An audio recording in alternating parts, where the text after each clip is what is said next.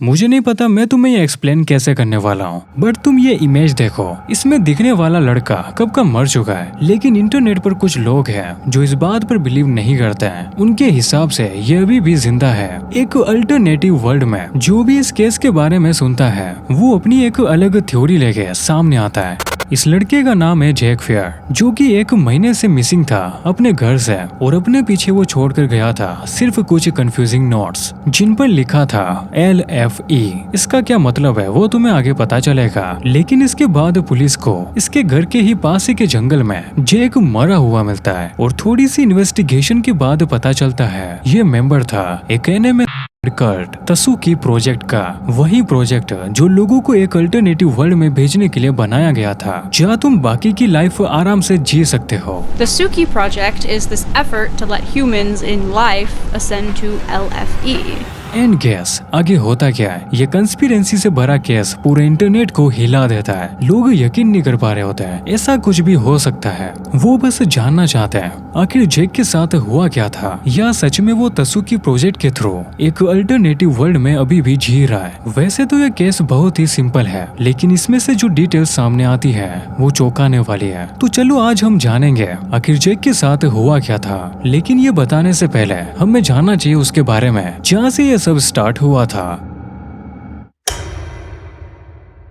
4chan R9K इस board पर एक यूजर जिसका नाम तसुकी था, वो एक थ्रेड का रिप्लाई देता है। यहाँ वो एक कॉन्सेप्ट सिस्टम स्पेस के बारे में सबको बताता है, जिसे मैं तुम्हें अच्छे से समझाऊंगा। लेकिन बाद में जो थ्योरी इसने यहाँ लोगों को बताई होती है उस पर कई सारे यूजर्स बात करने लगते हैं, जिसमें से कुछ ने इसे सच मानना भी शुरू कर दिया और यकीन करने लगे। ऐसे इन सारे अननोन लोगों की वजह से यह तसुकी प्रोजेक्ट बनता है, और इसी के कुछ टाइम बाद वो फिर से एक थ्रेड करता है उसी बोर्ड पर, जहाँ वो इस बार एक प्रोजेक्ट को लेकर लोगों के लिए रजिस्ट्रेशंस ओपन करता है। इस प्रोजेक्ट में रजिस्ट्रेशन करने के लिए लोगों को ज्यादा कुछ नहीं करना था, उन्हें बस एक पीस ऑफ पेपर पर एक कोड लिखना था, जो कोड तसुकी खुद उन्हें देता है। एंड रजिस्ट्रेशन तब तक सक्सेसफुल नहीं माना जाएगा जब तक वो इसके साथ एक रैंडम स्मॉल ड्राइंग बनाकर अटैच नहीं करते हैं। और इन दोनों की एक इमेज लेनी थी एक साथ, जिसके बाद वो इसी थ्रेड पर उस इमेज को अपलोड करके वो इस प्रोजेक्ट में सक्सेसफुली रजिस्टर्ड हो जाएंगे। एंड सरप्राइजिंगली कई सारे लोग सेम इसी तरह रजिस्ट्रेशन भी करते हैं। ऐसे इस प्रोजेक्ट से एक अच्छे खासे नंबर में लोग जुड़ जाते हैं, जो देखकर तसुकी इसके 1 मंथ बाद अपनी एक वेबसाइट लॉन्च करता है जिसका नाम था systemspace.net। यहाँ तसुकी उन सारे लोगों के रजिस्ट्रेशंस को ट्रांसफर कर देता है जो उन्होंने R9 के बोर्ड पर अप्लाई किए थे। सो अब तुम कंफ्यूज हो रहे होंगे, या यूँ कहूँ इससे भी ज्यादा तुम एक चीज बार बार सोच रहे हो, आखिर क्या है यह सिस्टम स्पेस। इसे समझाने का सबसे अच्छा तरीका है मेरे पास, तुम्हें फिर से उसी वेबसाइट पर ले जाऊं वेब एक मशीन के थ्रू, जहां तसुकी ने इस कॉन्सेप्ट को खुद से समझाया है, और अब मैं तुम्हें वही पढ़कर सुनाने वाला हूँ। तुम करेंटली कई सारे सिस्टम में से एक में हो। तुम्हारे सिस्टम को लाइफ कहा जाता है, लेकिन इसके अलावा भी और कई सारे सिस्टम्स हैं, और यही सब मिलकर बनाते हैं सिस्टम स्पेस को, जो रन होता है एक टाइप ऑफ एनर्जी अरोरा से। और ये अरोरा एक लिमिटेड अमाउंट में मौजूद है सिस्टम स्पेस में। इसी वजह से हम इसे लगातार ट्रैक करते हैं आखिर कोई सिस्टम अरोरा का यूज कैसे कर रहा है। अगर सही कर रहा है तो कुछ नहीं, लेकिन अरोरा का यूज इनकरेक्टली हो रहा है तो हम उस सिस्टम को रीसेट कर देते हैं। हालांकि हमने देखा है लाइफ सिस्टम को कई बार रीसेट करने के बाद भी वो इम्प्रूव नहीं हो रहा है, चाहे हम उसे कितनी बार भी रीसेट कर लें। लेकिन सिस्टम स्पेस के ओपन होने की वजह से हम इसमें स्लाइटली एडिट्स कर सकते हैं ताकि ये सिस्टम स्पेस फिर से अपने करेक्ट पाथ पर आ जाए। बट इस प्रोसेस के टाइम लाइफ सिस्टम अनलिंक्ड हो सकता है और हमेशा के लिए मिट भी सकता है, लेकिन इसके एक्टिवेशन के बाद लाइफ सिस्टम फिर से पहले जैसा हो जाएगा। हालांकि नए सिस्टम में न्यू बॉडीज के पास अपनी सोल्स नहीं होगी, और जो लोग मरेंगे अगर उन्होंने अपनी सोल का रजिस्ट्रेशन नहीं किया है तो उनकी सोल हमेशा के लिए सटर हो जाएगी। मगर जिन लोगों ने अपनी सोल का रजिस्ट्रेशन किया होगा उनकी सोल मूव हो जाएगी LFE सिस्टम में, और 150 सालों के अनलिंकमेंट के बाद लाइफ सिस्टम कम्प्लीटली पर्ज हो जाएगा।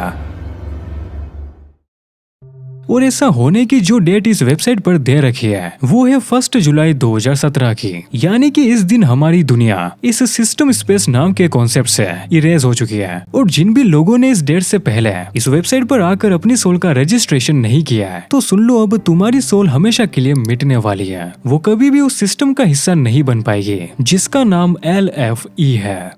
जैसे जैसे टाइम बीतता जा रहा था, डेली कई सारे लोग इस वेबसाइट पर रजिस्ट्रेशंस कर रहे थे और इसी डिस्ट्रक्शन की वजह से इस साइट का डिस्कॉर्ड सर्वर बैन हो जाता है, क्योंकि कई सारे लोग ऐसी बातें उस डिस्कॉर्ड सर्वर पर कर रहे थे जो इलीगल है। इसी वजह से तसुकी एक फोरम लॉन्च करता है जिसके अंदर फिर से लोग बातें करते हैं सिस्टम को लेकर, जैसे कि अरोरा एंड LFE के बारे में। लेकिन यहाँ फिर से कुछ लोग थे जो अगेन डार्क चीजों पर बात कर रहे थे। इन सभी का एक प्लान था 1 जुलाई जो सिस्टम के पर्ज होने की डेट थी, उसके बाद ये सब करने वाले हैं ताकि ये लाइफ सिस्टम से LFE सिस्टम में जा सके, जैसा कि इस प्रोजेक्ट में बताया गया था। इसी के बाद ये सिर्फ एक कम्युनिटी नहीं, एक कल्ट बन गया। अब मुझे नहीं पता जो इन यूजर्स ने कहा है वो इन्होंने किया भी होगा। अगर किया भी है तो उनकी मौत की वजह शायद ही कभी कोई समझ पाएगा। आखिर इन्होंने खुद की जान क्यों ली, सिर्फ एक केस को छोड़कर जो मैंने तुम्हें स्टार्टिंग में बताया था। जैक जो इसी कल्ट का मेंबर था। जब जैक गायब हुआ था उसने अपने कंप्यूटर की हार्ड ड्राइव को पूरी तरीके से इरेज कर दिया था ताकि वो इस प्रोजेक्ट की डिटेल्स को मिटा सके एंड किसी को भी पता न चले वो इन सब में इन्वॉल्व था। वेल, इसके अलावा एक और चीज थी जो मैंने तुम्हें इंट्रो में बताई थी, एक हिंट जो जैक की डेथ मिस्ट्री को सॉल्व करने वाला है।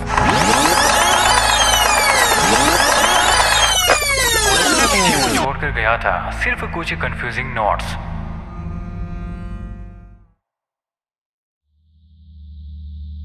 यही वो एक लौता नोट था LFE जो कंफर्म करता है जैक सिस्टम स्पेस के बारे में जानता था, क्योंकि अब हम उसके कंप्यूटर से पता नहीं लगा सकते आखिर वो क्या कर रहा था। जैसा कि मैंने तुम्हें अभी बताया वो इसका डाटा पहले ही मिटा चुका है, क्योंकि ये सिस्टम स्पेस की एक रिक्वायरमेंट है। अगर तुम सुसाइड करते हो तो तुम्हें अपने कंप्यूटर का डाटा इरेज करना होगा ताकि सिस्टम स्पेस की सारी इन्फॉर्मेशन मिट सके, क्योंकि तसुकी नहीं चाहता था कि वो किसी लीगल प्रॉब्लम में फंसे और इसी वजह से आज तक तसुकी को जैक की मौत के लिए सजा नहीं मिली, क्योंकि पुलिस के पास इनफ एविडेंस नहीं है जिससे वो कह सके कि जैक तसुकी की वजह से मरा है। लेकिन फिर भी 2018 में CBC रेडियो पर एक शो में इस केस को कवर किया जाता है, वो भी जैक की बहन के साथ, जहाँ वो सारी चीजों को और ज्यादा खुलकर बताती है। लेकिन अनफॉर्चुनेटली मैं तुम्हें उस शो की क्लिप नहीं दिखा सकता, क्योंकि किसी अननोन रीजन की वजह से अब CBC ने उस शो को डिलीट कर दिया है एंड पब्लिकली आकर उन्होंने इस पर कुछ भी नहीं कहा है। एंड सेम यही चीज हमें एक बार फिर से देखने को मिलती है स्केरी थिएटर के YouTube वीडियो के साथ, जिसमें वो जैक की फैमिली से कांटेक्ट करता है ताकि वो तसुकी प्रोजेक्ट के बारे में लोगों को और ज्यादा अच्छे से समझा पाए कि ये कितना सीरियस है। फिर भी लोगों को इसके बारे में पता नहीं है, क्योंकि कम डिटेल्स होने की वजह से उतना ज्यादा फेमस नहीं हो पाया। और जब स्केरी थिएटर इस पर वीडियो बनाता है तो उस वीडियो को कुछ दिनों बाद खुद जैक की फैमिली ही टेक डाउन करवा देती है एंड इसका रीजन हमें स्केरी थिएटर बताता है। तसुकी ने जैक की फैमिली को इमोशनली ब्लैकमेल किया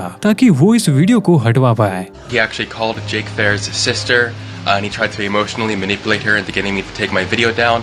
That didn't work. So now he has filed another false privacy complaint against my video, even though all the information in that was all well in the public domain.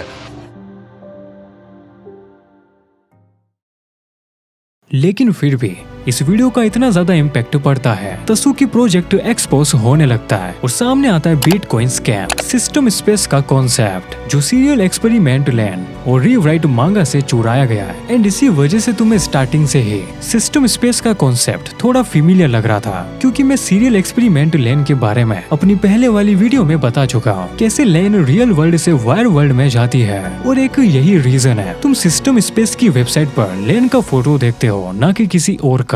And इन्हीं सब की वजह से आगे चलकर इस website को close कर दिया जाता है और इसी के साथ तसुकी प्रोजेक्ट और उसके 5000 से भी ज्यादा मेंबर्स इंटरनेट से गायब हो जाते हैं। एंड किसी को भी नहीं पता क्या इन्होंने भी जैक की तरह ही खुद की जान ले ली है।